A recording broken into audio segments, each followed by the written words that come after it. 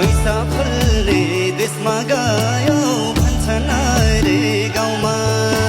भोग्नु पर्ने दुःख सबै भोगिसके मैले गाउँको वचन सौकुरीमा तिर्नु छ नि पहिले ए गाउँको वचन सौकुरीमा तिर्नु छ नि पहिले सोचे छैन छ परदेश